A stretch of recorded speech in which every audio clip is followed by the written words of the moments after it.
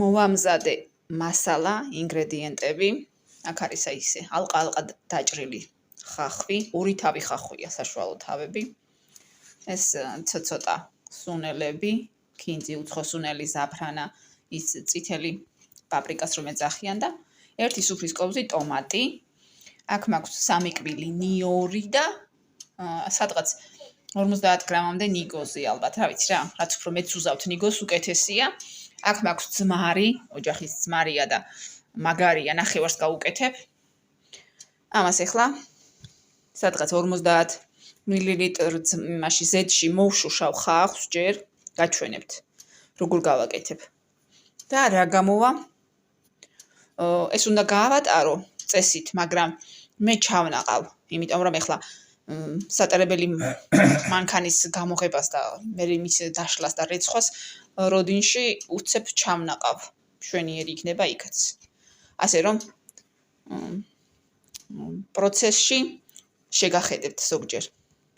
ხო, პირველად ვაკეთებ, კი ვიცი, თეორიულად, მაგრამ გაკეთებით არასოდეს გამიკეთებია და ამიტომ ძალიან ნუ გამაკრიტიკებთ. მაგრამ არ ამგონია ცუდი იყოს. ყველაფერი გემრიელი რაღაცეებია და რატო გამოვა ცუდი, ხო? ხახვი იშუშება, ცოტა მარილი მოვაყარე რა. ტაფაზე ვაკეთებ, ბევრი არ არის და მშვენივრად იქნება ტაფაში. მოვაყარე მარილი, უფრო კარგ გემოებს აჯენს, მე საერთოდ ხახვის შუშვის დროს რომ მარილის გავუკეთებ ცოტას.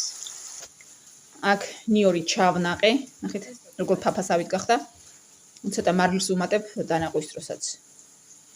ეხლა მას გადმოვიღებ და ეხლა ნიგოს ჩავნაყავ. ხახვი ისე დარბილდა, მოიშუშა, ცოტა ოქროსფერი ისინი შეოქროსფერდა რა. ეხლა დავამატებთ ამას ჩვენ, აი ამ ტომატს, პასტას და კარგად აურებ.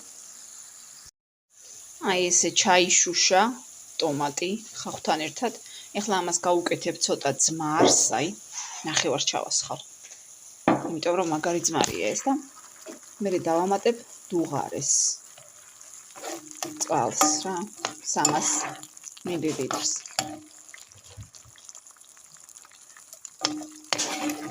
ჭიქა ნახევარს ესე რო ვთქვით. ციცი. ამ kovzi კი არ უნდა ვიყენებდა ხამ ყოს ამაზე, მაგრამ არა უშავს. ძმის სუნი როგორ მიყვარს? მოგიხალავ და წყალს. თვალით ვამატებ. როგორც ძმის სუნი გამოუშვა. დუღებული ცხელი წყალი. ცოტას კიდე დავამატებ. არა კარგი სუნელია აქ. რატომ მიყვარს ძმის სუნი? თქვენც ასეთი ყვართ? საერთოდ გასვენებებში რომ აკეთებენ ამ იმას აჯიკას აკეთებენ დიდი რაოდენობით და დიდი რაოდენობით როცა კეთდება არის უგემრიელესი, ამიტომ ცოტას დავამატებ კიდევ ამას. მაინც არავინ დამიწუნებს. და იმიტომ რომ ტომატი თითქმის არც უნდა ეტყობოდეს. კი უნდა ეტყობოდეს, მაგრამ ახლა კარგი ტომატია. კინგსტონს ვიყენებ ხოლმე. და კარგი ფერიანი ტომატია. ეხლა გავუკეთებ ნიგოს ჩავნაყე მშვენივრად ნიგოს და ნიორს. შემდეგ სუნელებს და გაჩვენებთ რა, ცალი ხელით ვერ ვაკეთებ. ესეც ნიორიდან ნიგოზიც დავამატე.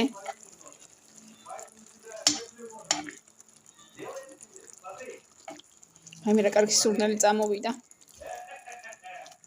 ნიგოზი რაც უფრო მეტი გექნებათ, მით უფრო გემრიელი იქნება. აჯიკა.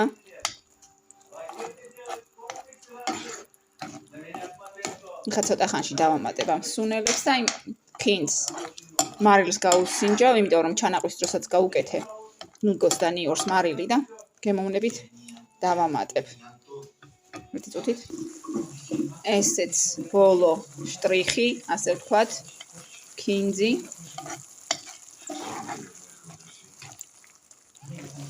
ძალიან გემრიელი სურნელი აქვს. დიდი არაფერი განსხვავება არ არის ჩანაყუს და გატარებულ ნიგოს შორის, მაგრამ თქვენ მაინც გაატარეთ. ვისაც შეიძლება ზოგს არ უყვარდეს აი ეს კარგად შეიძლება იყოს დარჩენილი გაუდარებელი ნაწილაკები და უგემრიელესი სურნელი აქვს და ხვალ ახლა თევზს შევწვალ და მშვენივრად წავა თევზზე. всё, 1-2 წუთიც და ამას გადავიღებ. ძალიან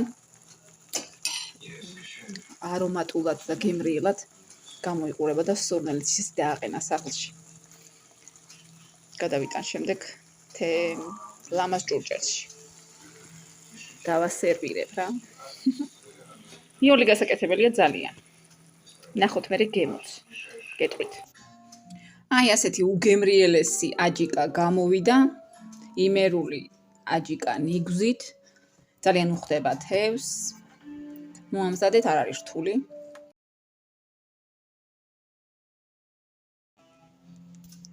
მადლობთ რომ მიყურეთ. დროებით.